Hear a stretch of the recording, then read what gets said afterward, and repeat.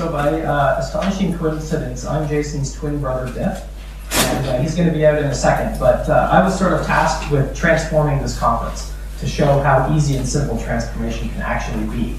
So I think the best way to do that first is to divide people into functional silos, because that's always the best way to make Agile work. So I'm going to divide you into thirds.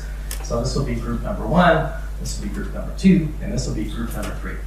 So group number 2, we have somewhere between the pillars. If you can stand up, and I want you to just start clapping.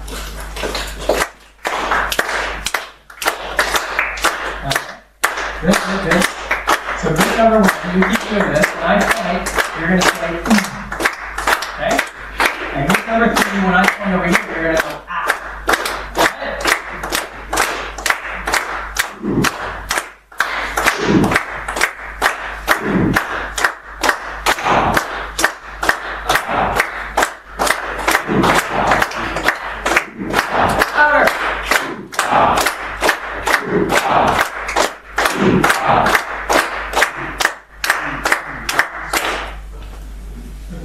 Wasn't that so easy? We transformed this whole room. I gave you instructions to follow, and you followed it, and we transformed all of it.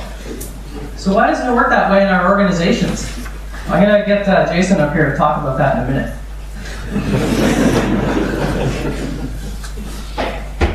Sorry I was a little bit late. The train was a little bit delayed. So hopefully Biff was able to kick things off pretty well. And we want to talk about why transformation can't be as easy as that. Why isn't it as easy as that? We kind of live in the age of knowledge nowadays, where you can go on YouTube and in 10 minutes you can get the same knowledge as you would sitting in a day-long course. Knowledge is so much more easily accessible now than it used to be. But when we started this little transformation off, what really happened? We've got to kind of an interesting quote from Benjamin Franklin, who talked about there's really only 3 types of people in the world.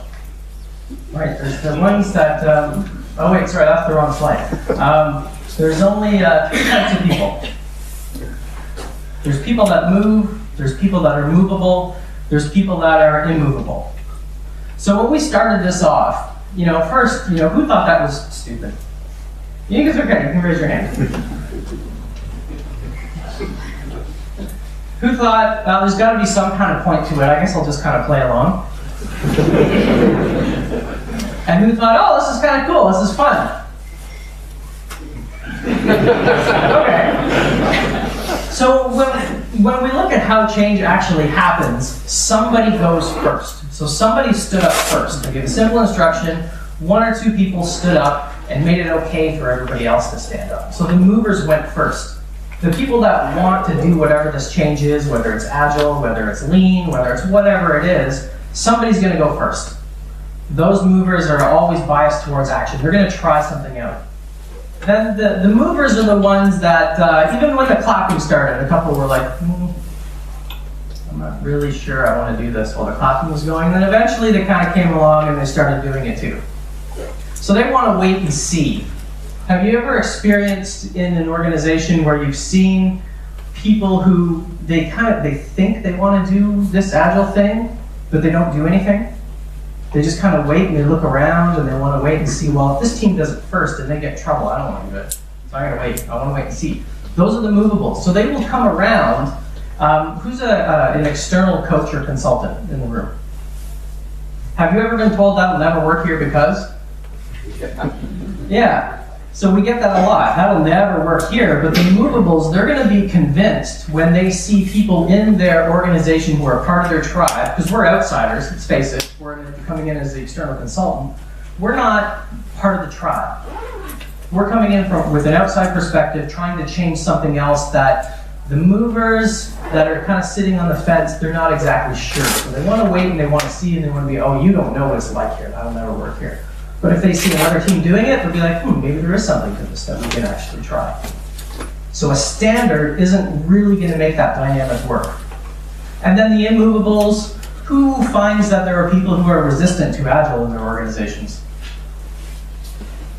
Just a few? Okay. So that's where all of our attention goes. All of our attention goes on that one person or that one team or those 3 people that are really vocal about not wanting to do this Agile thing. They could have had a bad experience in a previous organization. They might just think it's dumb. A couple of the hands that went up and thought, this is kind of dumb. Funny, I did the same thing at a talk in Portugal a couple of weeks ago. It was like a third of the audience, and this was dumb. I'm like, oh boy, it's going to be rough. It's going to be a rough thing. But it could be as simple as that. They just think it's dumb. It's not that they're trying to actively destroy what it is we're trying to do with Agile. They just don't get it yet. But all of our energy and all of our attention goes with those people. So the title of this talk is Rethinking Agile Transformation, and it's kind of getting away from how we think change happens. We think it happens in a very nice, neat, linear plan, train people, execute pilots, scale it out, close it down, and we're all done. But it never kind of works that way. Early on, we want to focus on the movers. The change is really emergent. We kind of know we want to go in this direction, but we don't know exactly maybe why we want to do it or how we're going to measure it, but we're being asked for it. So who's been asked for at the start of an Agile transformation? We want our balanced scorecard or our metrics or our how we're going to know if this is working, and we kind of go over the top with trying to projecticize what is ultimately a social change. So we want to leverage the movers. Anybody know who this is? Anybody? There has to be at least one musician in the crowd. Every time I use this metaphor, nobody plays guitar, nobody is a musician. There's got to be at least one. Come on, somebody plays some instrument. Okay, good. 1, 2, good. So this is who? Eddie Van Halen. Come on. He doesn't have to move. So he has a fascinating interview he did with the Smithsonian where he kind of talked about how he got into playing guitar and how many amps he destroyed just trying stuff out. Things like he liked the sound of this one amp that he found in the UK or something like that. And the voltage is different between the UK and the States, right? So he plugs it in the States and it's not loud enough. It's just like, what's going on? I like the sound, but I wish it could be louder. So he took it apart and made some modifications and added things and changed things and blew things up and figured out how to get his token sound. There's a certain type of notation for guitar called tablature. They had to change the way that was written because of how he played. There was nothing that existed at the time that could document the notes and the different way he was playing, and he influenced a whole generation of guitar players.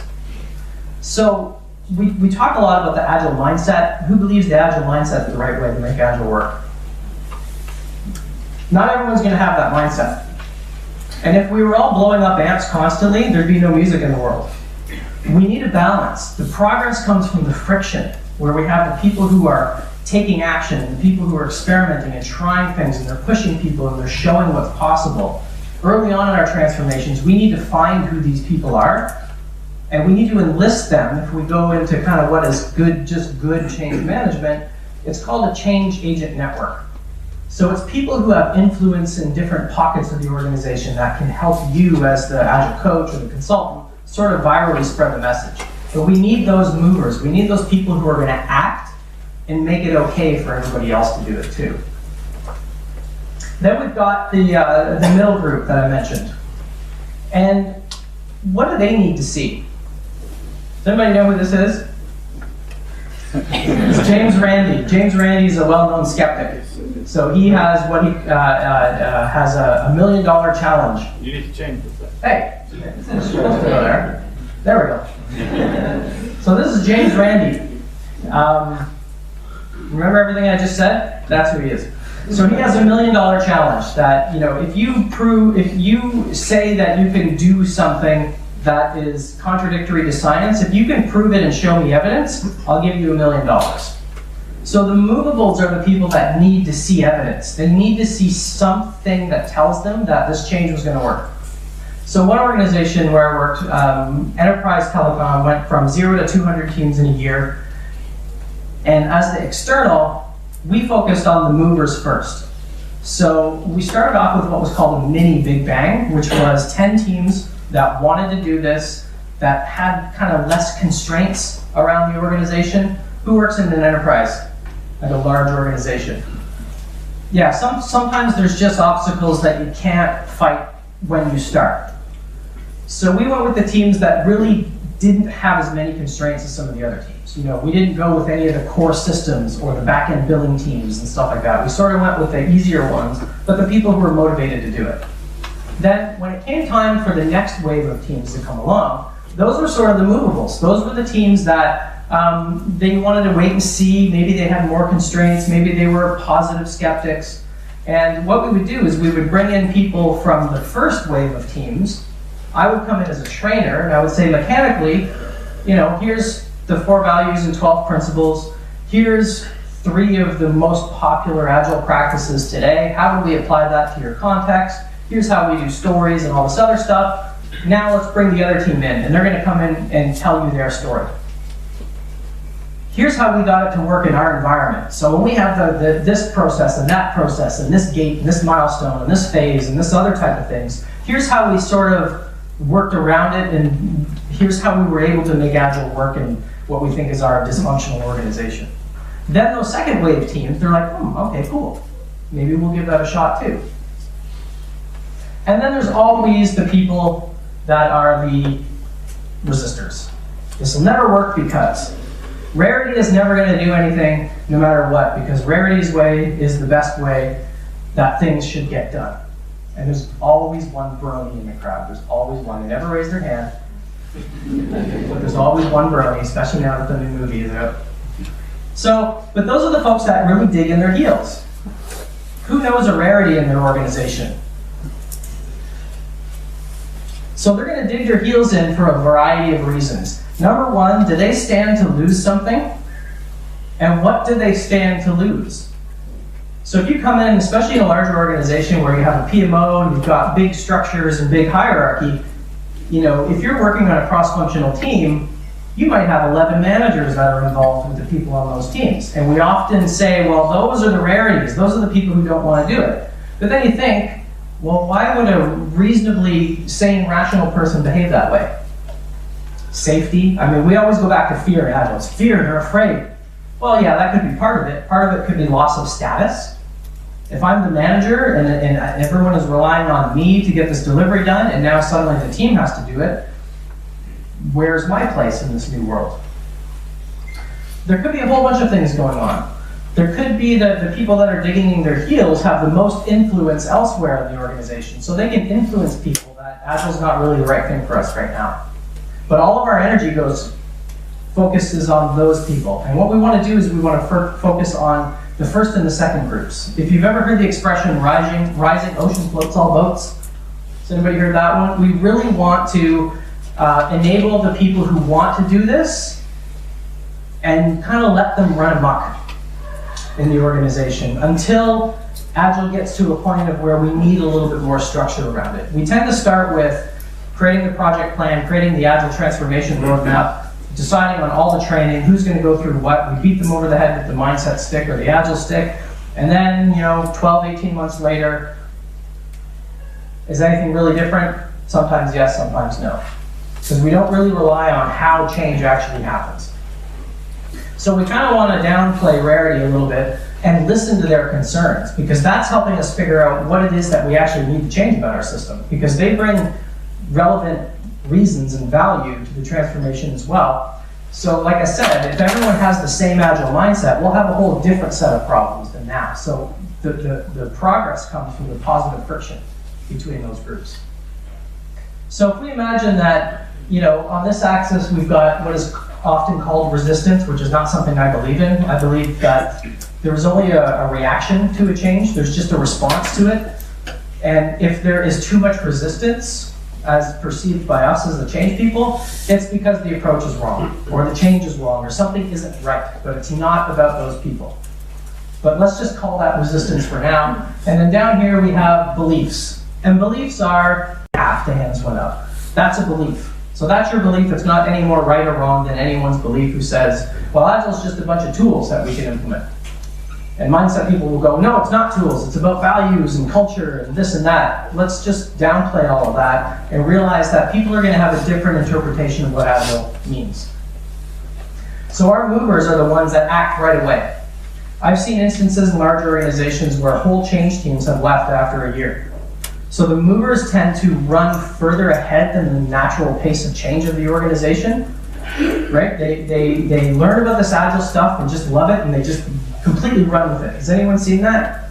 They start doing meetups in the company, or they keep going to meetups, they keep going to conferences, they keep getting their beliefs reinforced over and over again. They go back into their organization and they're like, what the hell is this? This is not even, like, it's nothing, what's going on? So they get frustrated pretty quickly and they leave. Then the middle group, that's where we've got the people who are going to become the next wave of change people. So in large organizations, the pattern I see, 12 to 18 months is usually the tolerance. So the movers, they opt out, they go somewhere else where they think it's going to be better, and then the next generation of movable people take their place down the road. So it kind of works like a wave. And it just goes like that constantly. And then there's some, they're going to wait and see what happens, and then they're actually going to go backwards. So they're going to end up, no, this will never work here because of these reasons. And they now become immovable. And like I said, where the movers are the people who get frustrated and leave first, the immovables are the people that also might opt out right away. I've seen a couple of instances where as soon as Agile's brought in, you get someone who just, it totally messes with their beliefs and they're like, forget it, I'm out of here, and they just quit and they leave right away. Now there is a school of thought in traditional change that your most crustiest naysayers or immovables or resistors can actually become your most important supporters. Once whatever this change is they start to figure out what it could mean for them. So there's an idea of building your transformation team or your change team, not just around the people who are motivated and want to do it, but bringing in a strong skeptic. Have you thought about this? Have you thought about that? Well, this program team, they're just doing front-end media stuff, or they're doing something that's not highly regulated. They can run on their own. But what about this other team, who, if they mess up their project, they screw up payroll for 80,000 people? They need a little more governance. So we need kind of the balance of both, so we can develop an approach that's going to be most likely to work in our environment. We can't just pick one roadmap and one approach that's going to work all the time. So we're kind of stuck in these gaps as change people. So we're sort of like a broker of the conversation sometimes. It's kind of like we're putting a lasso around the movers and saying like, okay, slow down. The organization can't keep up. Just, yeah, I get it, you love the mindset stuff, you love the value stuff, I believe that too. Doesn't feel like the organization is there yet, so we gotta slow down a little bit, let them catch up. So, there's the notion that you hear nowadays that we need to experiment and we need feedback loops and we need this, that, and the other, and that's great, and I believe that too. Sometimes we just need to let a change run its course for 6 months. Who's a full-time employee in your organization? So you guys have the luxury of time. The coaches and consultants usually don't, and it's usually our own fault. We come in with this, hey, we can promise the world that I can get this Agile thing working, and you're going to be delivering continuously, every day to production 11,000 times a day like Etsy. Everything's going to be great and awesome. Here's the training plan, here's the roadmap, and I can sell it to you quickly. We know that's bullshit. We can't promise that. But we don't have the luxury of time. If you are in the organization, you have the luxury of time. You can try a little experiment or a little nudge or a jiggle, and you can wait until it spreads its way through the organization. Sometimes we put ourselves in a position where we have to come in and we have to push. That's the Newtonian approach to change. If there's more force supporting the change, as opposed to resisting it, the change will work. What I'm talking about, if you're the employee, is has anybody seen Miles Flaging's analogy of pouring milk into coffee? That's known as the diffusion approach to change. It's gradually changing over time by trying a little event or something that is eventually going to virally spread through the organization. That's how it really works. It doesn't work with just big bang transformation. But so many of our change models follow a linear path. Current state, transition, future state. Plan, execute, close out. This one's from Kurt Lewin. Unfreeze, change, refreeze. Because they make our brains feel good. Has anybody read the work of David Rock or the SCARF model? So the SCARF model, it's an acronym, and what his research talks about is that our brains don't know the difference between a social and a physical threat. So if we feel threatened in a social way, like Agile's being brought in and I'm the director of the PMO, and now you're telling me the way I've worked for 25 years is obsolete and will not work in an Agile environment, my brain thinks I'm being mugged in an alley. It doesn't understand the difference. The same chemicals react, and you may have heard the fight or flight response. Has anybody heard that term before? That's essentially what it is. So the C in SCARF is certainty. And that is, our brains do not like uncertainty. So assuming that you had nothing else to do after today, who would just hop on the train to the airport and then walk up to the departures board and go, I'm going to go there? Who would do something like that? So assuming money wasn't a problem and you didn't have to go to work tomorrow, would anybody do that? Is there anybody that would scare the hell out of them? Would no way. That's certainty. A really good test for certainty is take a different path to work every day. So if you walk to work, take a different walking path every day and then see what's different when you get to work. You'll probably feel more alert because the active thinking part of your brain comes online. Anybody ever get to work and you're sitting at your desk and you're kind of looking around going, how did I get here? Yeah, that's the autopilot part of your brain kicking in. So if you take a different path to work every day, it wakes up the thinking part, and that's certainty. And that's one of the reasons why these models are linear, because they promise us false certainty.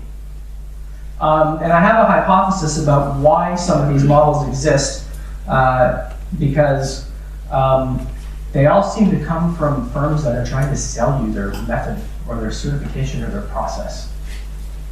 They're trying to sell you the illusion of certainty, as opposed to, what do we say in Agile? We need to embrace uncertainty. There's a different way that we can look at that. So let's take a look at how change actually happens. Forget the linear plan, execute, and do.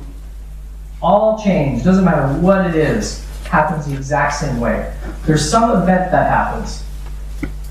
So that could be really just anything. That could be your competitors released a new product that you were halfway through developing. That's an event. It could be a changing of leadership, where you brought in someone who's less conducive to wanting to work in an Agile way when you're 6 months into your Agile transformation. That's another event. It could be something that we're motivated to want to change, or we're tired of dealing with the problems, which is an interesting way to look at it. So we always focus on motivation to get this Agile thing to work.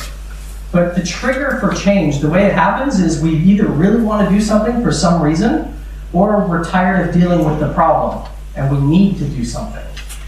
So some event is going to happen, and I would say, 10 years ago, it was usually some type of real urgency. We need to work in a different way because of these reasons. Nowadays, Agile's been around long enough that it has plenty of baggage associated to it. And how many people are in a situation where we're just going to do this because everyone else is doing it? Only one. Okay. But it's popular now, right? It's cool. It's kind of table stakes for every organization. Then things start to emerge. Emerge is where we want to enlist the movers. I worked in one large organization where within 2 days I got connected to the real estate people to start talking about different collaboration spaces. And people that have been there for 4 or 5 years doing Agile coaching were like, how did you find them? You just know. You get to a point where you're a change agent and you know how the actual power flows in the organization. And the short answer is, I just asked. I just started walking around talking to teams. I looked at some of the collaboration spaces, which were just these tiny meeting rooms with 50 people crammed in them. Look how collaborative they are. Who's a developer? Do you like developing on a 14-inch laptop screen where you're touching elbows with people? No, that's not cool.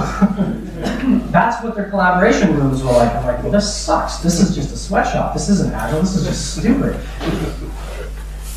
So who can we talk to about this? Oh, well, I know Joe, who's the manager of X. All right, cool. Hey, Joe, how's it going? How do we figure out how to, find better space here? Oh, you have to go through real estate. Oh, okay. How does that work? Well, talk to Sam. All right. Hey, Sam, how's it going? How do we figure out how to do this, that, and the other? Well, we have this restriction, we have that restriction, but the good thing is we have a budget just for our department, so we have X dollars that we can spend on doing whatever we want, and here's where the boundaries are. This organization got in a lot of trouble because one of the groups actually went out and bought a whole bunch of furniture from IKEA and just made their own room, which was totally against real estate's policy. And we think it's because, well, it's real estate, they're crusty, just like facilities people, they're horrible to deal with. Well, it's actually because real estate has corporate deals with other organizations to supply furniture, so when people go around the system, they order less furniture from their supplier, which affects their contract. So that's a real problem. That's not they're just being dicks, that just means that if we don't fulfill this contract, we're gonna have to pay more for our furniture and stuff down the road. So you find these movers, you find these people who want to do this. So I took the real estate person to a whole bunch of other clients. Here's what they're doing. And they're like, man, I never wanted to go back to our office. They went and saw some really cool spaces from other clients, and it changed the way that they thought about collaborative spaces. But it's the real estate person's responsibility. I can't walk in with a magic Agile stick and crank them over the head with it and hope that they know how to do it. It has to be their idea. So in emergence, this is the type of stuff that we're looking for. We don't look ahead to the future. We look around what's happening now, and we try to leverage those existing relationships. Once we get to a point where we feel we need to have a little structure, and that's hard for people who really value certainty to get their brains around, because feel is not something. I need evidence. I need to see things. I need to see benefits. I need to see outcomes. But you kind of have to feel your way through these changes. We get to coalescence, which is we think we need a little more structure. So who's kind of an Agile change person that's just doing this from the side of their desk? So you're just kind of been tapped on the shoulder to say, well, you know a lot about Agile. You're going to be the Agile guru. Nobody? So in coalescence, we feel we need to put a little more structure around it. We need a centralized transformation team. We need a plan. And this is sort of the trigger point where we can kind of go down the path of thinking about the change as a project, or we can actually do it in a more meaningful way. Because that's going to lead to what is called bureaucratization. So our official Agile team is now incentivized to have 50 Agile projects running by the end of the year. Has anybody experienced that before? Or has anybody been part of a change team where that's been your mandate? I've seen it, and what happens? Well, you know what? We can update SAP with a is Agile checkbox, and then any team that's running an Agile project can just check the box. So what do you think happened? Wow, it took about 4 hours to meet that objective. The projects weren't any different, but we met the measurement. So bureaucratization kind of takes things more to the extreme and formalizes it to a point that's really using the old way that we used to operate as an organization as a set of guides, instead of this new values, principles-based way of working. So ultimately, as you're riding the wave of change, that leads to decline. And then once we hit decline, there's a couple of things, or a few things that can actually happen. Decline sounds bad, but it could mean the change worked, but it didn't feel like it worked. So I worked in one organization where they went from 700 governance documents to 300, something like that. And overall, it's, well, did we really transform? Not really, but I'm like, that's pretty significant. Even thinning out your processes in a big enterprise is a massive victory that I think we overlook constantly. Because if I'm a mindset person and I still see process, I'm like, no, teams need to self-organize. That's not the mindset way of doing it. Well, if you work in a bank or insurance, there's always going to be a certain level of governance, and if you can thin that out as much as possible, you could add up the savings to be millions of dollars a year. You might not see a difference in behavior and a shift in mindset, but it's a whole hell of a lot easier to get work done now than it used to be. And that's a massive success that we write off as, oh, it's a failure because nobody adopted the Agile mindset. Complete Complete failure is another option in decline where it just didn't work and we don't know why. Wipe the slate clean, move on, don't worry about it. Might just not have been the right time for the change. But our brains want that certainty. We want to know why. It was because that person resisted, or that team didn't deploy fast enough, or that team didn't do this. Don't worry about it. It didn't work, start over, try again. Repression, we go back to the old way, it was too hard. And co-optation is when we start to do things like, if our old world was command, control, process, governance, co-optation is we just apply that same thinking to a new way of working. So we bring in, this is where you probably see they put the word Agile in front of every department now.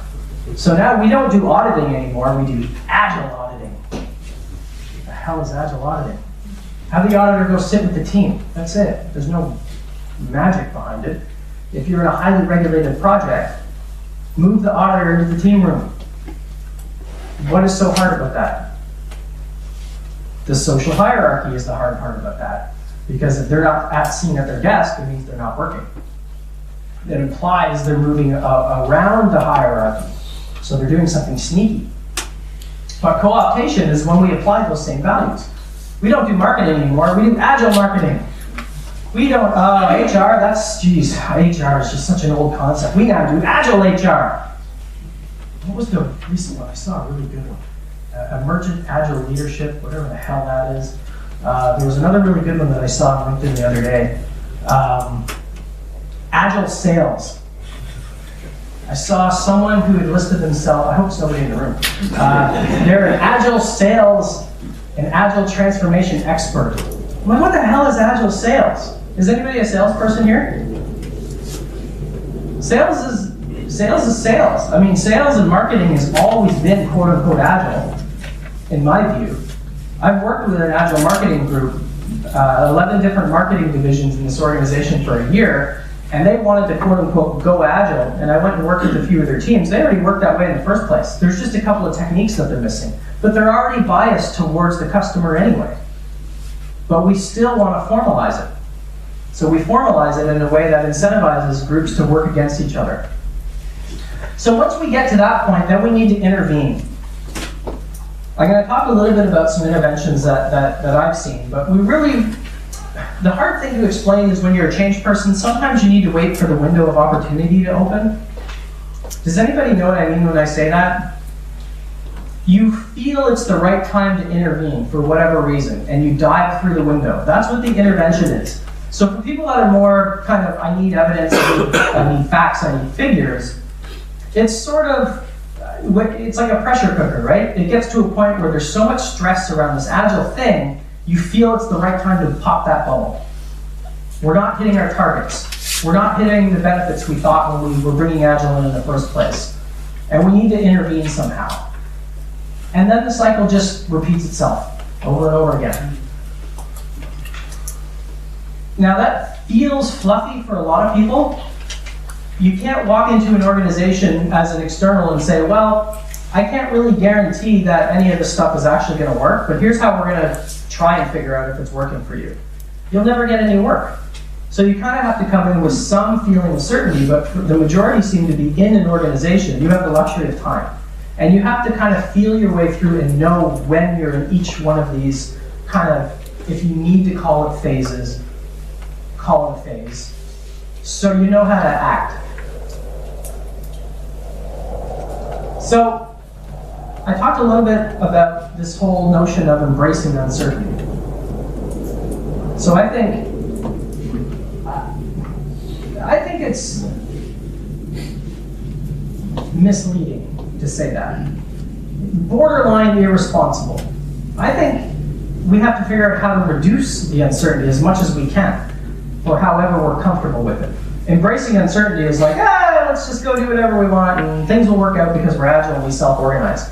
Yeah, some organizations need a little bit more than that, some don't. I work with some teams in big organizations where after a half-day liftoff with the team, they just run with it and they're fine and I never have to help them again. And I work with other teams that they're more biased towards, they're more conservative, they need more, they need their safety in the plan. But the idea is that the safety comes from planning, not the plan.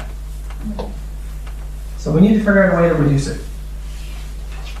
One way that we can look at it is to look at the data. Who's familiar with a company called Version 1? Version 1's Agile tool vendor based in the States. And they do a State of Agile Development survey every year. They've been doing it for a decade now. I haven't updated this for 2016's results. The survey for 2017 is now out in the wild.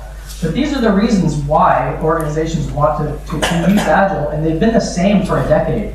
So before 2006, there was 1 year, 2009 is missing because they didn't put percentages, they just did rankings of 1 through X. But it's all been the same. Manage changing priorities, largely been number 1. Accelerating time to market. Aligning business and IT, that wasn't a question in 2006, they added it for 2007. Increasing productivity and enhancing quality. The reasons have been the same. The other interesting thing is the barriers have been the same. So we're not getting, as much as we value learning and continually improving, we're not getting any brighter as a community, apparently. Because we have the exact same problems that we had 10 years ago when they started doing this. So failure to change culture. Far and away, number 1. My favorite, resistance to change. And what that means is I have no idea what happened, but it's all y'all's fault, not mine. You all resisted, so I'm good. But it's the same reasons, and these are not Agile problems. They never have been, but it's taken us 15 years to start to realize that Agile is just a trigger for change. It's really about the social dynamics of the organization, the market they're in, how fast they can change, what's their strategic direction. It's those things. It's basic MBA stuff that we just kind of gloss over as not being Agile enough. But the problems are the same. I'm in the camp, same as Niles Flage, and you can't change culture. No matter what you do, you can't change it. Especially if you're on the outside. You have zero power and influence to change that culture. The culture is going to emerge over time from whatever the personality of the strongest leaders are. If the strongest leaders at all levels are command and control, you will have a command and control culture. You can't change it. But the barriers have been the same, and the benefits that organizations say they're getting have been the same as well. So this report is showing the most important things that people wanted when they brought Agile in got better. So 87%, this is an average over the years of reports, felt that they got better at managing priorities. You don't need Agile to do that. You need a room and a wall with some sticky notes on it and a weekly stand-up. Alan Mulally, who ex-CEO of Ford, arguably turned around Ford by implementing a weekly stand-up with global department heads, something that had never happened before. That's it. They didn't have to transform to Agile. They didn't have to bring in emergent Agile marketing, leadership, sales nonsense. He was known as being a very relatable dude. So he would go down to the shop floor and he would watch the assembly lines and talk to people, and he got people in a room for a conversation. That was it. I shouldn't say that's it, but that's the trigger that made it work. Got people communicating together, face to face, in a room, or through video conference. So I don't think we give ourselves enough credit about how many victories we get in our organizations. What do you mean with alignment here? So alignment, that is aligning IT and business. So they're marching towards the same path. Yeah. The funny thing was, team morale was not important to us, but yeah, it got better, so I guess that's good. You can probably tell that most of their responses are from North American companies. We don't care about morale. Well, we do in Canada because we're nice. So, we need a map. Remember this thing, we need to know where we are. If we're kind of in the second loop of emergence because of some intervention that happened, we need to look at what worked for us in the past. And how are we going to move that forward? So when I talked about feel, it's sort of, have you kind of thought of your Agile transformation as a slow car wreck?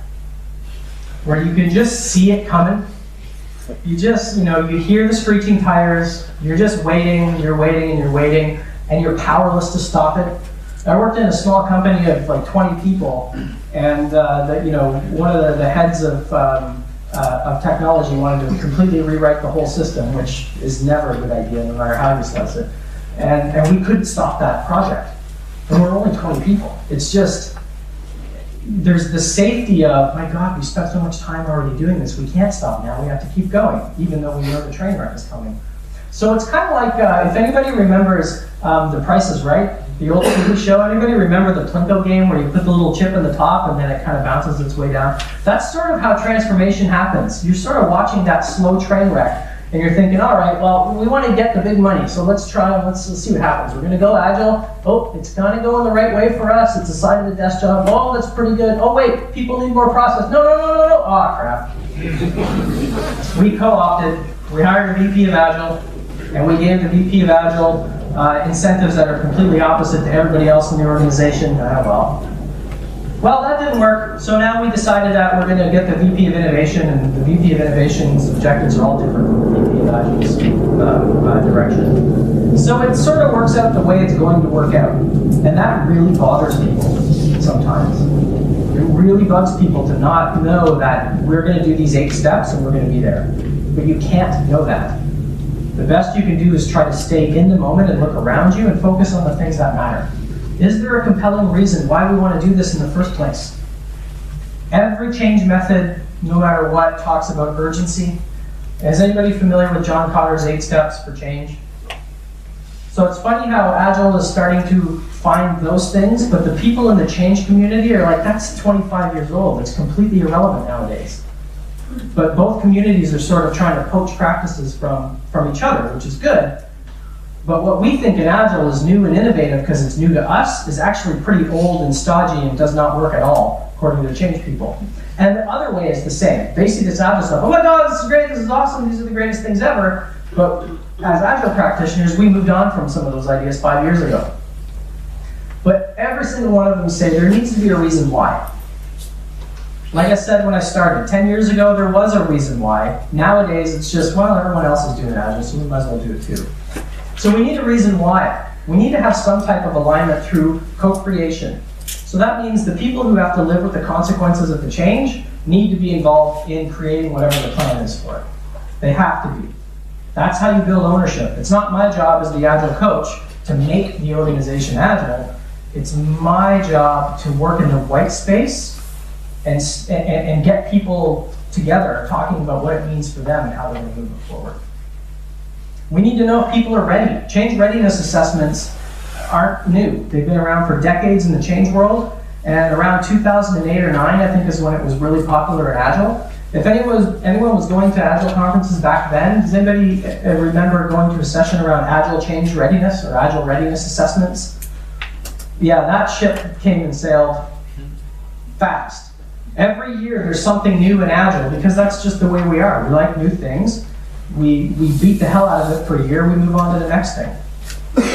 After that came the doing versus being debates. After that became the big frameworks. You know, a couple of years ago it was teal. The waves of these fads come and go.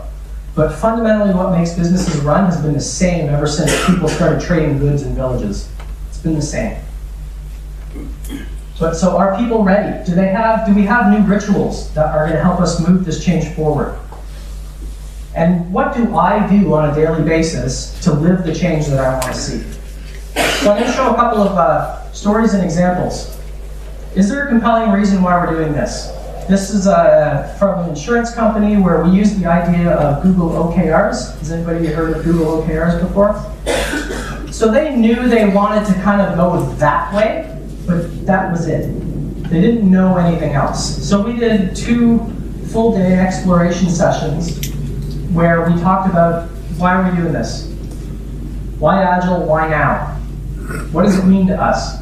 And came up with 3 themes, objectives, and what they thought the results were, and then started. And that was it. There was no big roadmap or big plan, but it was, this actually all changed. The first day there were 7 different types of experiments that they wanted to run, and then I made the mistake of the second day saying, I posted all the data and said, let's do a walkthrough of the walls and let's see if that's still relevant. Is that where we want to go today? We spent the whole day re-exploring the problem. And yeah, a couple of smirks and idiots. That's the way it works. if we just think we're going this way, we need more time to explore. So they went, well, when we really say that, we really mean time to market. Well, why is time to market important for you? What does that actually mean? So through this conversation was exploring what's the reason for doing this? Or what's in it for us? Which is as basic as you can get in a change world. Another story. So on my website, there's a blog and a podcast. I had these people have reached out to me, so I've kind of seen every major phase of their change. And the most important metric when the system was implemented for this change was, she said, nobody cried on release day, and she actually said that. And 97% of the people felt they were ready for the change when it happened.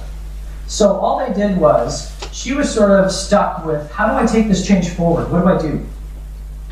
And a friend of hers said, well, I learned about this idea about using change canvases. So they just called me up and they said, can you help us with this? And they created it with their people. And she said she opened up the session with, 18 months from now, System X will be offline. You won't be able to use it anymore. It's going away. We need your help to make all this stuff a reality. And 8 seconds later, somebody said, well, if I can't do this new feature or this thing in the new system, I'll just, I'll log back into the old system and do it there. She's like, dude, 8 seconds ago I said the old system will not exist anymore. So it didn't mean anything to those people until they went through this exercise. So they facilitated an exercise of all the different divisions creating their change canvases, and they created their own metaphor around candy bars. So, we're each other, and we will excel. That's Excel gum. We are smarties. We'll figure it out. We will not fall to Reese's Pieces. So they created a metaphor that worked for them to get people interested in this change. And they had the people who were actually the managers and the owners of these systems and change actually create that plan. And this was their hallway. They had a big hallway where they put all of their change canvases down the wall. We immediately go to, well, we need to set up a SharePoint site, and we need to send out Agile transformation newsletters, and we need to broadcast information out. This is your communications plan, because this tells people that change is happening. So being visible about why you want to do it and what it means is what gets the conversations happening. And she said it served its purpose. Some teams never looked at their canvas again. Other people, they used it and changed it and modified it over time. But it created that ownership where people realized it wasn't the coach or the change people who were responsible and accountable. It was us, the people who own the systems, which was very cool. That only happens through a conversation. Are people ready to change? Change readiness assessments, it's kind of the old traditional way of saying it, but they're not new. We just need to know where people's brains are at. A couple of them here. This was with one team, kind of a messy drawing, but on this axis here is interest. How interested are you in this Agile stuff? Not at all interested or really interested. Down here was, how much time do you think you can spend learning about this Agile stuff? Because that will take away from delivery. So if you have a fixed scope, fixed date project, you might as well not bother. Because if you don't have any time to practice these techniques, it's pointless. No time, lots of time. Now to reduce bias, because what happens if I would have had people put the X on the wall, if the manager goes first, what's going to happen? Ooh, the manager said he's really interested. I better be really interested too, or I'm being thrilled. So I had them write it on a sticky. I said, draw the axis on a sticky, put the X where you would put it up on the wall, and then hand it to me privately. Which sucks as a facilitator because it took more time. But in a 15-minute conversation, we found out that they wanted to do this. So now the conversation switched to, all right, what can we commit to and what barriers are we going to have? So it's sort of, you say you want Agile, are you ready for it? This one was talking to people in a really big program and uncovering what they thought the major barriers were. And number one was complexity of the program. Number two, too many priorities. That's not really an Agile problem. So we dug in a little bit more. What does complexity mean? Well, this is affecting tens of thousands of people. Okay, how? And how are we going to do that? So we needed to create a better operating model for this program. We didn't have to transform. We just had to figure out a better way to reduce that complexity or to learn faster. Again, that was easy. Well, that took about a week because there were people distributed all over Canada, and I had to do it through a survey. And then I had to do 3 separate liftoffs, one with the VP group, one with the director group, one with the working team group.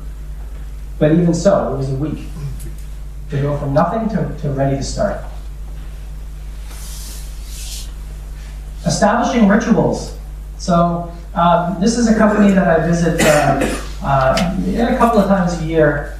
And every summer we do a big intervention where we get a couple hundred people in a room, talk about how things were working, where are we headed, and what are we going to do. So the session we did last year was a big LEGO Serious Play session where we explored what would our organization look like 6 months from now where these 3 main problems are solved.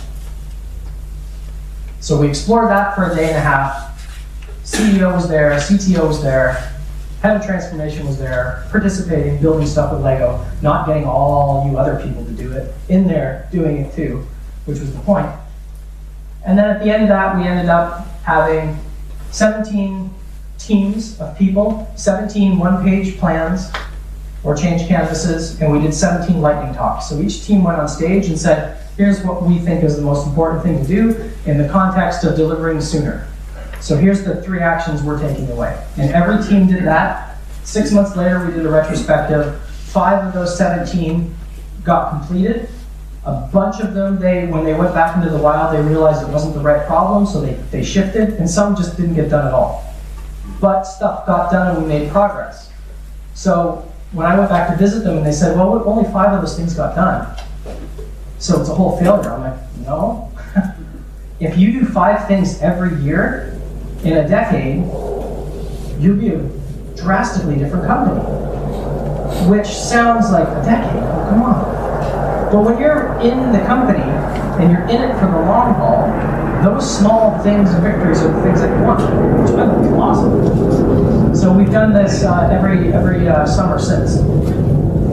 And leading by example, in the conference center, there's 3 big screens. And as the sessions are going on and we're running these interventions, we're getting feedback in real time. And we're displaying it publicly. So if people think it's dumb, we have a conversation about it. But we're being completely transparent. So we're kind of using the values of Agile to run this thing, knowing that there's kind of no logical starting and ending point. Halfway through, people freaked out because the question was, do you feel we're on the right track to accelerate the journey? And it went down halfway through, and everybody freaked out. Oh my God, it's getting worse. And then by the end, it went up higher. That's the way it goes. That's the way it works. But it was that feedback. We're using this tool, Slido.com, to ask the executives questions in an anonymous way. So the questions are going up on stage behind them. They're not being curated by a comms person. They're not being filtered and manipulated. Somebody asked the CTO, you keep saying how we have to change. What are you willing to change? And who's going to ask the CEO of a 30,000 plus company that by putting their hand up in the audience? So it's these interventions, the way you manage them is different. So if you feel there's a safety problem, you don't say, who has a question for the CEO? Nobody's going to ask a question like that. If you can make it done, if you can do it in a safe, anonymous way, you're going to get the good conversations. I'm not talking about this here, but Theory U. Look up Theory U by Otto Sharma, which was the quote-unquote process that this organization is following. And it basically, the short version is, strip away all the noise and bullshit and find out why you exist as an organization and rebuild it from the ground up, is the simplest way to say it. And that's what they're buying into. So it's meaning, it's new rituals. It is, at the end of that intervention, we had people use a sheet of paper that says, when I go back to work next week, I'm going to try this, and on this date, I want somebody to nag me to see if I actually did it, and I'm going to give it to my peer.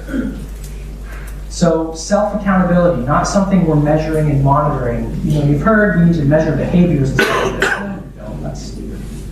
And it's wrong, right? How about we measure ourselves? How would I measure my own behavior? Let's start from there. But it was let people do this on their own and see what happens. And, sorry, if you want to hear it, I'll put it back in the picture.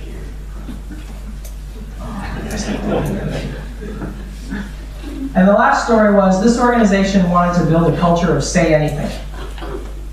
So we had them go through a quick exercise of you have reached whatever that means to you, a culture of say anything. What would that look like? Well, we're kind of a funny company, so we'd see lots of humor, friendliness, respect, courage, bravery. We would see people acting in a way that aligns with those things. So, okay, now what do you see today? Put your stickies closer to the middle if you see them today, and put them on the outside if you don't see them today. So we did just a quick and dirty culture map of, because we always say we want collaboration and communication and everybody to get along, and then we go back to just sending threatening emails to each other. So what they did was, okay, do a 30 or 60 second story that you're going to watch 6 months from now and see if that story came true. So tell me a little story about what you would see when this culture is achieved. And then in 6 months as a leadership team, watch all these videos and see what happened.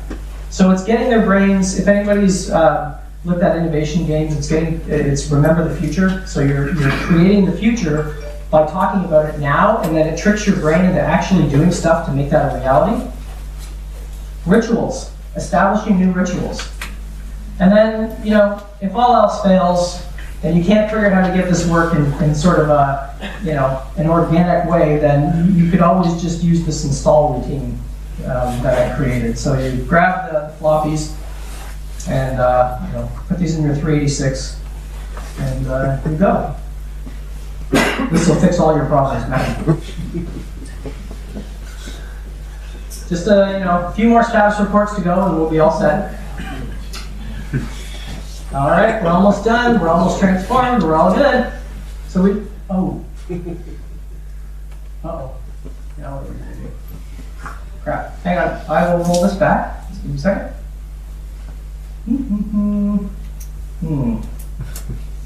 We'll just undo. Yeah, we don't need those guys anymore. They didn't do anything. Yeah, those managers. They can leave those managers. They're not supported. But the plan was good. So let's give those execs their. Oh. I think I broke the organization. Hang on. I'll fix this. There we go. Oh, crap! Well, see, the good news is my 6-month contract is up as the consultant, so I'm out of here. It's your problem now.